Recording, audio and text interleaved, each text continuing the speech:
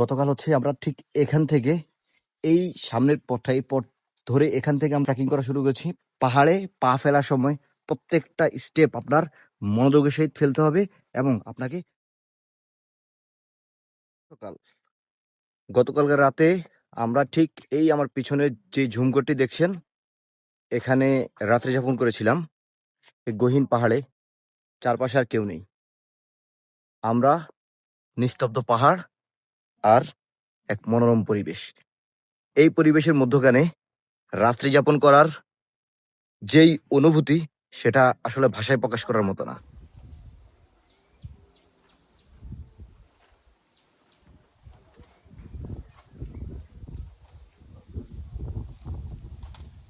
বান্দরবনে আজকে আমাদের ডে 2।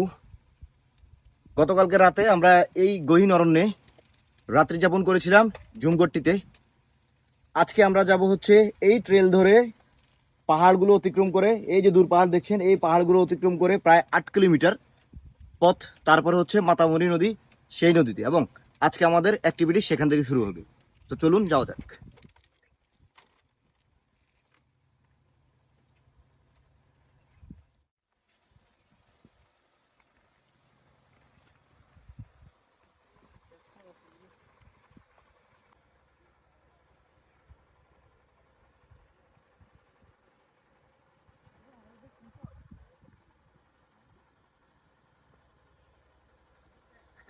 যান্ত্রিক শহরের কোলাহল ছেড়ে আমরা আজকে চলে এসেছি পাহাড়ের কোলে। বান্দরবনের এই পাহাড়ে আজকে আমাদের দ্বিতীয় দিন এবং জুমগঞ্জ ছেড়ে আজকে আমরা যাচ্ছি মাতামুহুরী নদীর দিকে। মাতামুহুরী নদীতে পৌঁছাতে হলে আমাদের ঠিক উল্টো দিকে পাহাড় ট্রেকিং করতে হবে এবং আবারও সেম পথ অতিক্রম করে আমরা যেতে হবে লোকালয়ে। লোকালয় থেকে আমরা যাব মাতামুহুরী নদীর দিকে। খুব সকাল সকাল কালক্ষেপণ না করেই আমরা আবারও ট্রেকিং করা শুরু করলাম নিচের দিকে। এখন এই পাহাড়টি অতিক্রম করব এবং এখান থেকে প্রায় 8 কিলোমিটার ট্রেকিং করব, যার মধ্যে হচ্ছে আরেকটি পাহাড় পড়বে এবং দুটি ঝিরি পড়বে।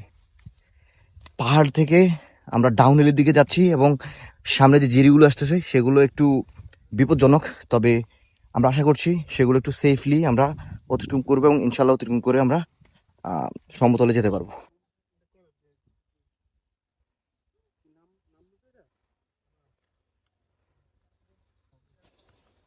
মানে এই যে রাস্তাগুলো, এগুলো হচ্ছে পাথরের খাঁজ কেটে তৈরি করা হয়েছে, মাটি প্লাস পাথর দুইটাই। সো এগুলো দিয়ে যখন চলাচল করবেন আর এরকম স্যাঁতস্যাঁতে ভিজে থাকবে, এগুলো তখন চলাচলের জন্য মোটামুটি অনুপযোগী থাকে এবং যদি ঝুম বৃষ্টি হয় তাহলে তো কোনো কথাই নেই। তাই যখন এই পথ দিয়ে আপনারা ট্রেকিং করবেন তখন এই যে এইভাবে ঠিক পাকে এইভাবে ফেলে ট্রেকিং করবেন, সোজাসুজি না, আমরা নর্মালি যে এইভাবে হাঁটি সেভাবে না, ঠিক পাকে এইভাবে করে করবেন, তাহলে মাটি ভেঙে পড়ার সম্ভাবনা কমে যাবে।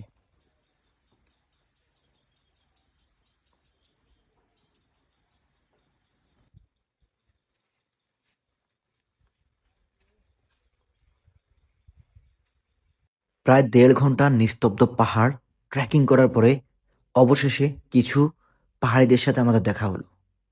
গহীন পাহাড় থেকে আমরা ধীরে ধীরে লোকালয়ের দিকে যাচ্ছি, ততই নিজেদের মধ্যে স্বস্তি ফিরে পাচ্ছি।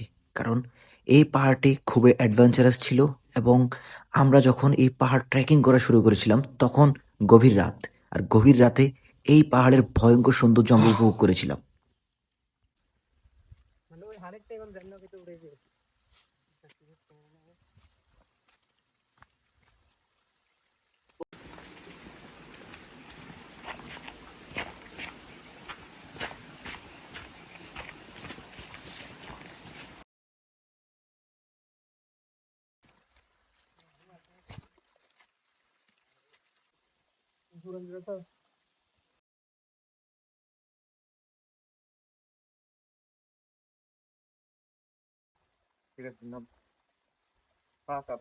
ভয়ঙ্কর আলগা নুড়ি পাথরে ঘেরা এই পাহাড়টি অতিক্রম করার পরে আমরা অবশেষে দেখা পেলাম একটি ঝিরির, এবং এখানে আমরা সিদ্ধান্ত নিলাম কিছুক্ষণ রেস্ট করব আর পাহাড়ের অপরূপ নিস্তব্ধ সৌন্দর্য মন ভরে উপভোগ করব। তার জন্য কি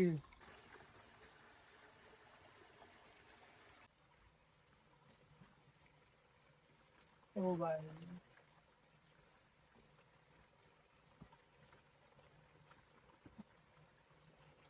ভাই এটা কিন্তু আসলে সত্যি সাবধান না এটা এটা কিন্তু রিলিজ এটা কোনো এক্সপেরিমেন্ট নেই রিলিজ করি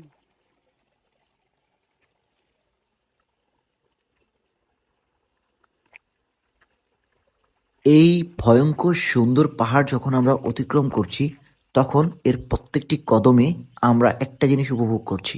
পাহাড়ের প্রত্যেকটি সতেজ নিঃশ্বাস যেন আমাদেরকে নতুন করে বাঁচতে শেখায়, যেন আগ্রহী করে তোলে সবুজের সাথে মিশে যেতে। পাহাড়ের আশপাশে হচ্ছে ঝুম চাষ দেখে হচ্ছে বুঝতে পারতেছি যে আমরা প্রায় লোকালয়ের কাছাকাছি, আর বেশি একটা দূর নেই। এই যে এখানে হচ্ছে পাহাড়িরা হচ্ছে সিম, তারপর হচ্ছে কুমড়ো এই চারা রোপণ করেছে। সো আপনি যদি ঝিরিপথ ধরে হাঁটেন কোথাও, তাহলে আপনি লোকালয়ের সন্ধান 100% পাবেন।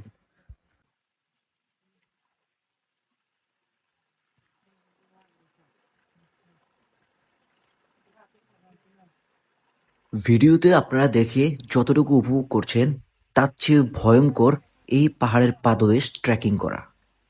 কিন্তু এই কষ্টের পরে যখন আপনি পাহাড়ের চূড়োয় আপনার গন্তব্যে পৌঁছাবেন, তখন খুঁজে পাবেন অজানা এক আনন্দ।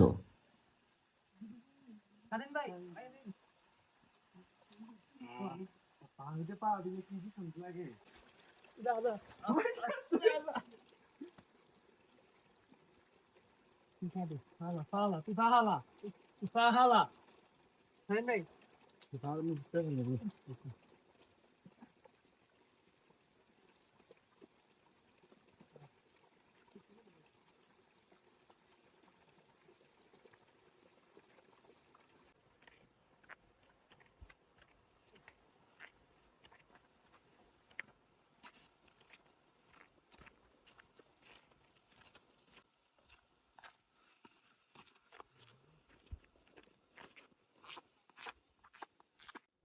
So, আমরা এখন হচ্ছে ডাউন হিলের দিকে যাচ্ছি।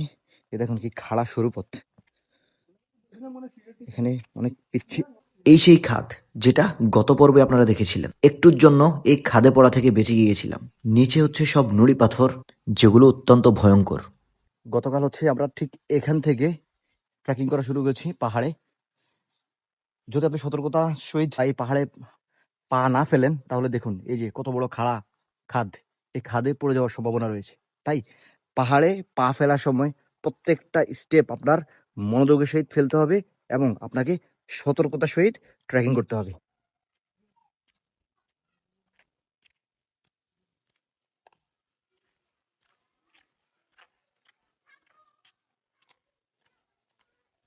প্রায় 7.5 কিলোমিটার পাহাড়ি পথ ট্রেকিং করার পরে আমরা প্রথম কোনো লোকালয়ের সন্ধান পেলাম। এটা হচ্ছে পাহাড়ি একটা পাড়া, এবং এই পাড়াটি অত্যন্ত পরিষ্কার পরিচ্ছন্ন এবং খুবই সুন্দর। দেখুন খুবই সুন্দর, আশপাশের পরিবেশ খুবই সুন্দর।